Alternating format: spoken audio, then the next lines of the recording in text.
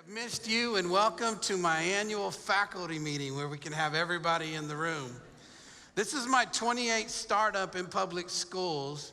I've had experiences at Abilene Cooper, Hereford, Deaf Smith County, more cattle there than the state of Texas, Temple, Belton, back to Temple, Carroll ISD in Southlake, and now I'm beginning my 4th year as a parent, a community member, and a super proud superintendent of the greatest district, Rockwall ISD.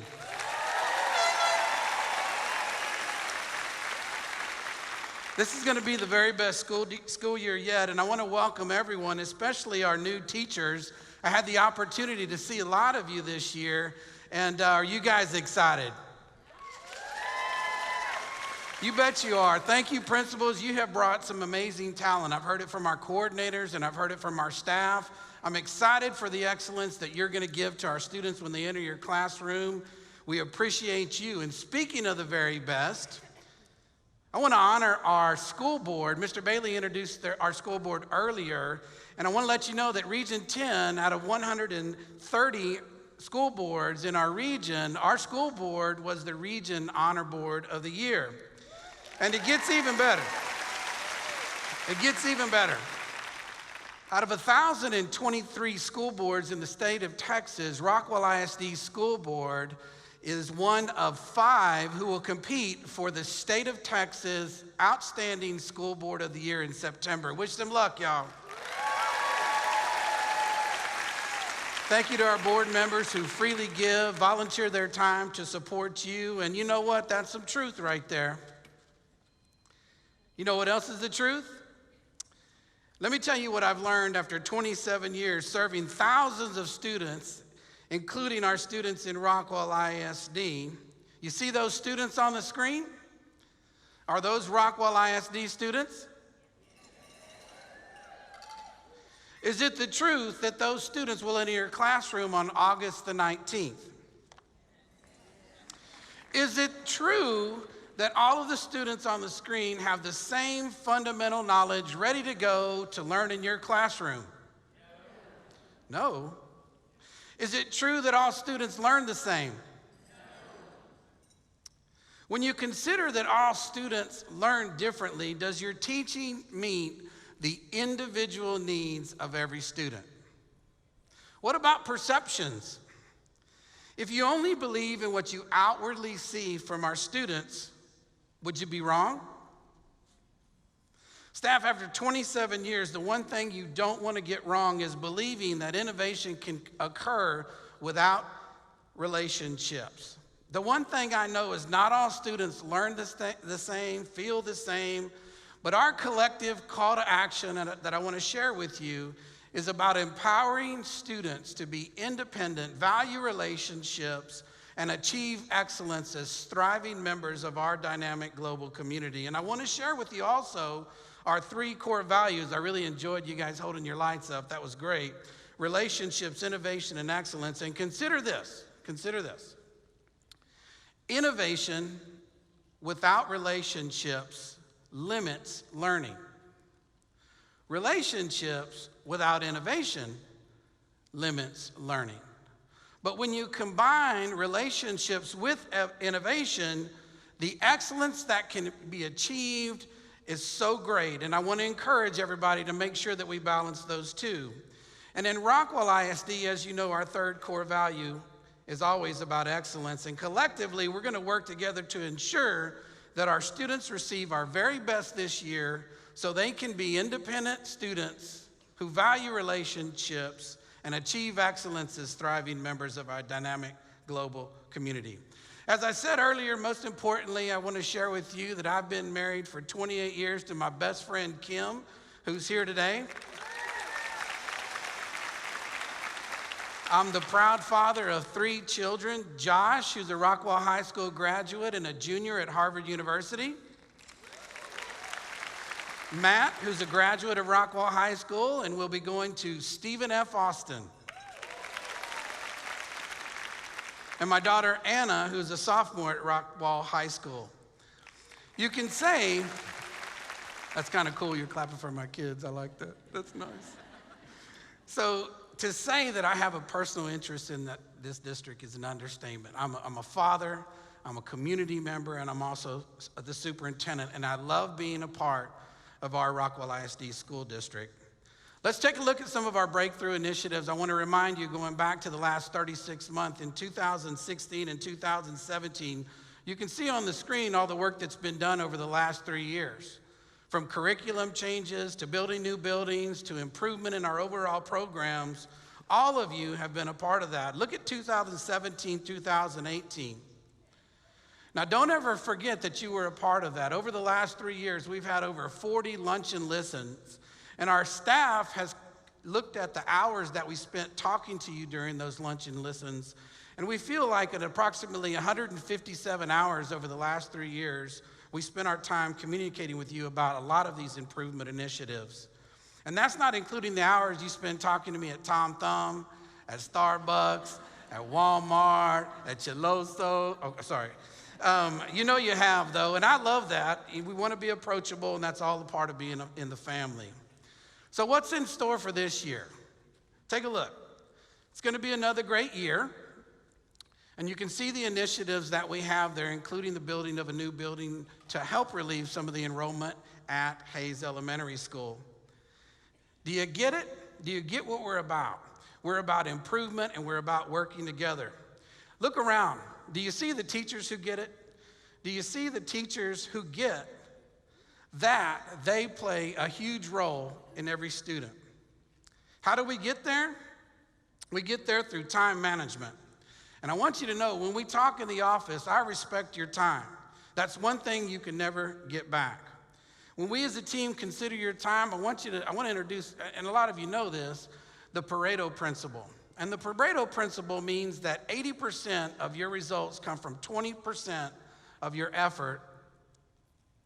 So I wanted to share with you an example of that Pareto principle. You guys are working on SMART goals: specific, measurable, attainable, relevant, and timely SMART goals. You've targeted your solutions to problems. You're working together in your PLCs, but I thought it would be good for me to share my personal 80-20. And what my 80-20 means, and I hope you decide to get an 80-20 or share your 80-20 with others, is the first thing that we're going to value, or I'm going to value personally, is instructional management. And you can see what describes instructional management for me and what we expect from all of you. And then my 20% is making sure that we have a great focus on customer service. Clarity for me is so important, and not wasting your time. I also want to share my personal 7 management principles. You can see those management principles up there. They range from making sure everybody can be the best they can be in their role, to being a coach, to error proofing, to elimination of waste, to going to the shop floor. You see our teams come to your campus, to expecting excellence from myself and others, creating value in all that we do. And overall, my ultimate goal is that we all have an opportunity, at least myself, to improve overall humanity. Now, as we consider the school year and the discussions that we have in our organizations, let's commit to each other to give our very best. Seeing now that you understand and you kind of get your superintendent and how he thinks, I want you to think about this. Think about teachers at your campus who get it. They look at first impressions. They value first impression with staff and parents. They get customer service, even on those tough emails. They get that being bold and helping others be successful is something they want to do.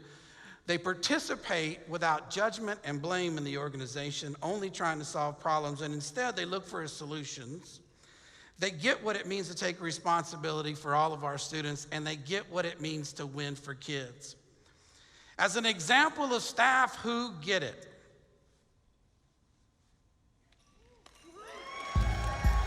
please welcome to the stage from Shannon Elementary School, Sarah Weeks, Teacher of the Year, and Kyle Gilpin, Rockwall High School, Secondary Teacher of the Year.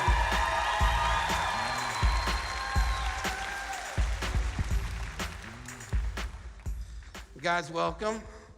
I thought it'd be good for you guys to hear about our Teachers of the Year. Give them one more collective round of applause.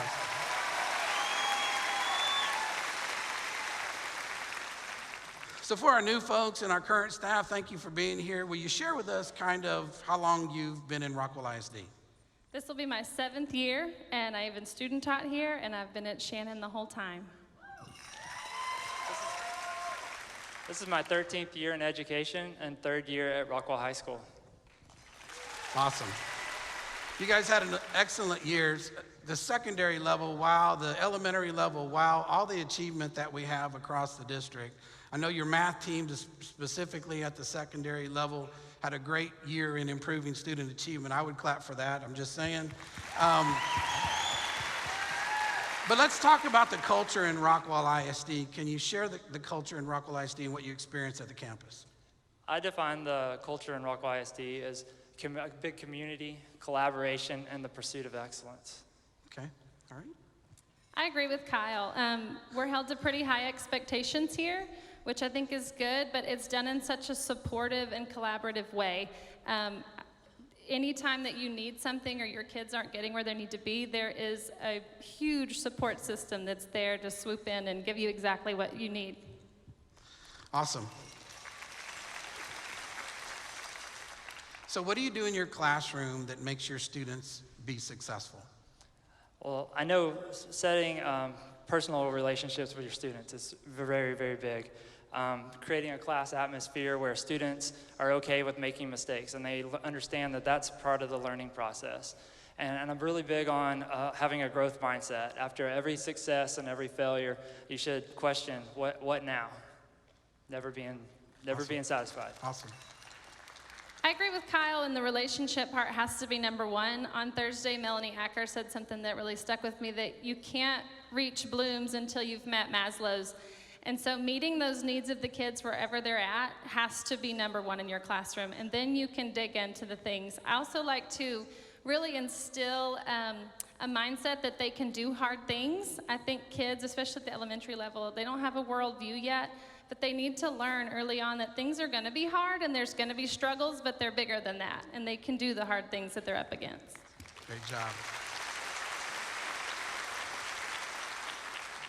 We should have had a slide that said, how many of you monitor student data? And so I want to ask you guys as Teachers of the Year, how do you monitor student growth and get buy-in from your kids? Well, that's a fantastic question. Thank you. At Rockwall, our algebra team, we use what's called a data mastery checklist. And Jamie Alexander created this checklist, and it really empowers students. And so I kind of brought an example today to share.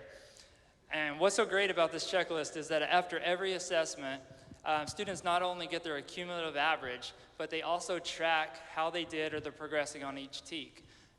And how this is so powerful is they see their strengths and their weaknesses. And so when we get pull groups or they come to tutorials, the students can already verbalize what they need help on. Essentially, we're teaching them how to efficiently study. Awesome. We do something very similar in our classrooms, and so we kind of track our campus common assessments together. And we have the students kind of know their baseline. So whether they are already making 80s, 90s, 100s, and they're showing that proficiency, or they're below that, they're still seeing where they're growing. And part of being a good teacher is kind of adapting that. And we went to a solutions tree this summer conference, and Christy Ferguson and I are kind of putting it on the kids too this year, so that something similar to this, breaking it down more by those essential standards. And I think until the kids know, we're really good as teachers about digging into data, but until the kids see that behind it, there's no buy-in on their part of what they actually are trying to learn. Great job, Sarah. Thank you so much. Now, this may or may not happen, but during a 10-month project, which I call the school year, there are a few months in there that could be a challenge. How do you guys manage through those stressful months? Lots of coffee. Lots of coffee, okay. But seriously, that's where having a wonderful team and just depending on your coworkers to encourage you. I also find it to pull out note cards or letters from your students from the past and reread those. Those are always give me a recharge and add a little pep in my step. Awesome, thank you, sir. Those months usually mean that summer's coming right around the corner. But Really, though, it goes back to that team. You have to have a team that you can go behind closed doors and vent with. You have to have a team that can make you laugh. If you've ever worked with Melissa Flanagan, you'll know that we do a whole lot of laughing just to get you through those stressful times. Yeah, you got to laugh, don't you? So give us one story about the success of a student in your classroom. I had a student last year that came to us from another district, and he really was jaded by the school system, and he isolated himself, and he would leave the classroom when he was upset or was struggling. And he even told me about halfway through the year in the hallway one day, he was having a little breakdown, that he just wanted me to leave him alone. And so I just very calmly looked at him and told him that I am never going to leave you alone. I'm never going to stop caring and trying and getting you where you need to be, no matter what you do. And so I can't say that I did this alone. My team and the principal, Mr. Peshik, had check-ins with him, and so we gave him that time that he needed where he could leave the classroom when things got too hard. And we start every day with a classroom meeting, and he started those out standing by the lockers or by the door and not being a part of it at all, to joining us slowly, answering questions. And then I think it just gave him such a part of belonging to a community finally, and the change in his behavior was huge. And he knows that he is at a place that he is loved and safe, and now we can start tackling the academics. Awesome. So many stories like that out there. Thank you. Kyle?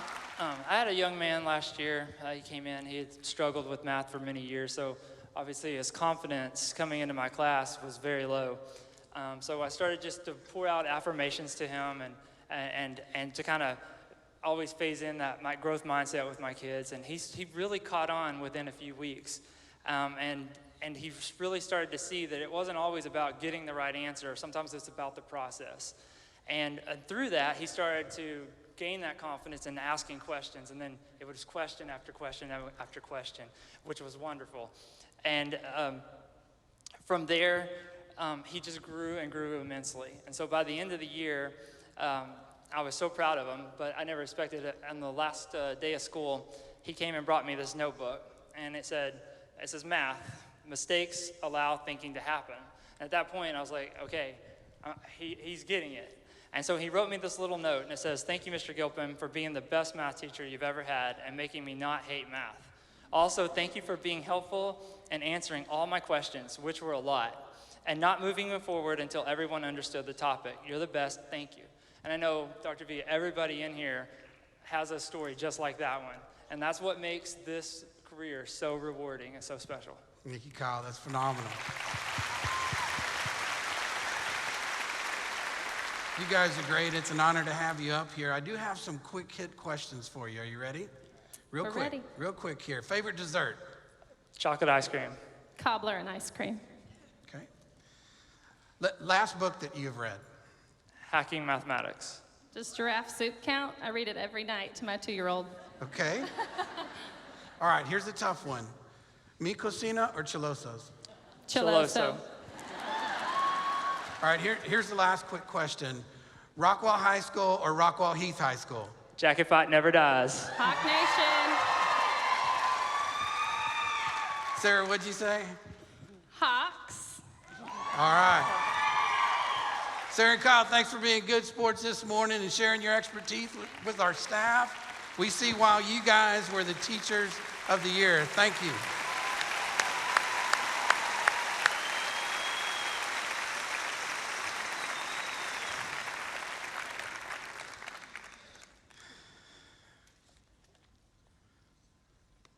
Staff, I hope this morning that you recognize that our focus is about being the very best, and thank you for your attention.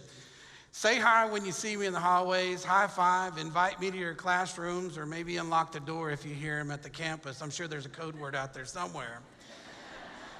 Let's have a great year. I'm so grateful and thankful to be working with you for another great school year to give your very best.